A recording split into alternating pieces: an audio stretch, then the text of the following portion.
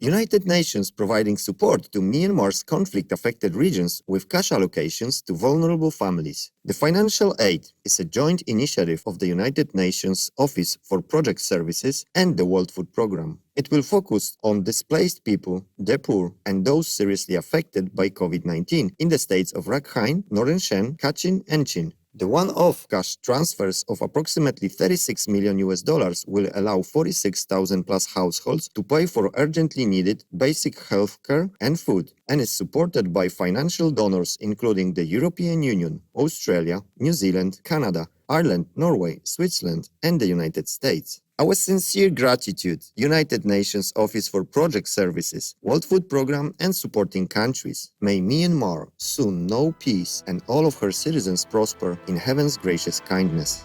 Firefighters work to contain wildfires across Texas, United States. The fires burned more than 64,500 hectares of land statewide in March 2022, damaging hundreds of homes and businesses and forcing hundreds of people to evacuate. Droughts and high heat due to climate change have intensified these blazes and fueled their expansion. A disaster declaration for 11 counties was issued by Texas Governor the Honorable Greg Abbott, and the state preparedness level was raised to level 4, indicating an increase in the complexity of the wildfires and the need for further time, personnel, and equipment to contain them. Level 5 is the highest of the preparedness levels. Unfortunately, 2 firefighters and 1 sheriff lost their lives responding to the blazes. May their souls rest in peace. We laud you, the Honorable Greg Abbott, and all fire responders for working to protect the citizens of Texas. We pray that all wildfires in the state are soon extinguished in God's support. UK-based think tank says wind and solar energy accounted for 10% of worldwide electricity production in 2021. Think tank Ember's Global Electricity Review 2022 paper also noted that clean power from all sources now accounts for 38% of the world's energy supply. 50 countries drew over 10% of their energy needs from solar and wind last year. The Netherlands, Australia, and OLAC, also known as Vietnam, were the biggest adopters of solar and wind power sources, with OLAC or Vietnam witnessing around 300% growth in solar over 12 months due to the government incentive programs. With global warming and escalating gas prices, many larger governments are planning to eliminate carbon-emitting energy sources in the next 15 years. Thank you, Amber researchers, for revealing these positive trends in the energy industry. May governments worldwide quickly adopt vegan law and speed the transition to clean power to further eliminate global emissions in the brilliance of the Providence.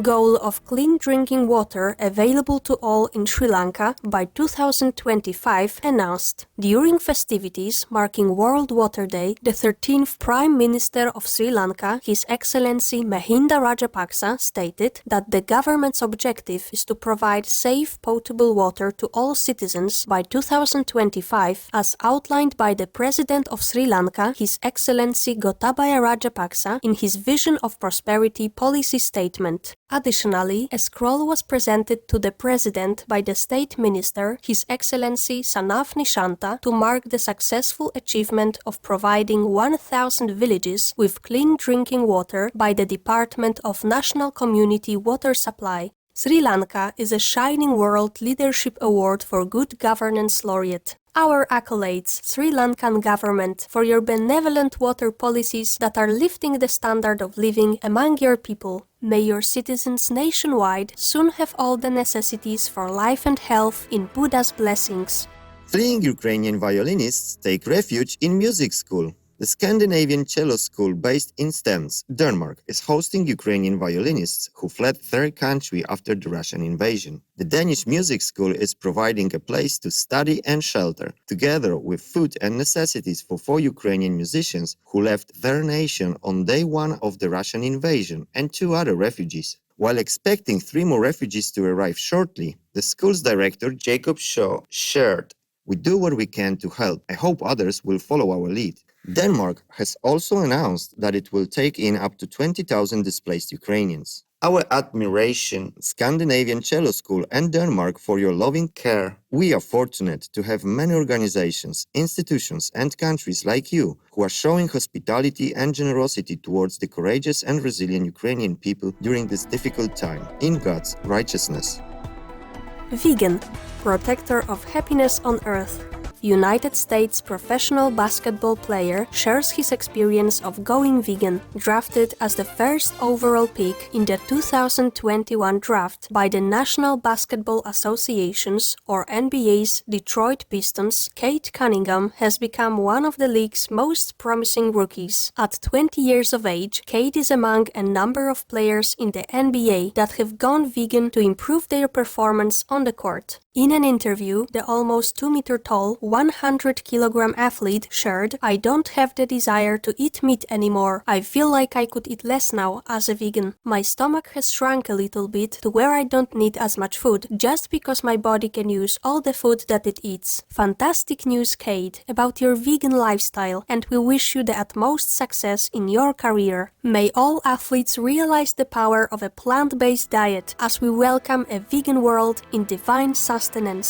Canine caregiver in United Kingdom praised for helping dog people with anxiety. The dedicated efforts of Michelle Graham, a caregiver at Dogs Trust Darlington Rehoming Center, were recently acknowledged and celebrated by the facility. For 4 years, Michelle has helped rebuild the confidence of anxious canine persons at Darlington, one of the 21 rehoming centers operated by Dogs Trust, the largest dog people non-profit organization in the UK. Under her tender care, Shane, a Labrador Cross, was transformed entirely in 16 months. Being too scared to move, Shane would initially hide in the corner of his kennel. Using positive training techniques, Michelle spent hours with him daily. It took months to successfully gain Shane's trust, walk on a leash, interact with other canine folk, and later become adopted by a loving family. A big thanks, Michelle and all faithful caregivers of Dogs Trust who unconditionally work with vulnerable dog persons like Shane. In heaven's benevolent gaze, may every human awaken to their innate kind nature to protect all sentient beings.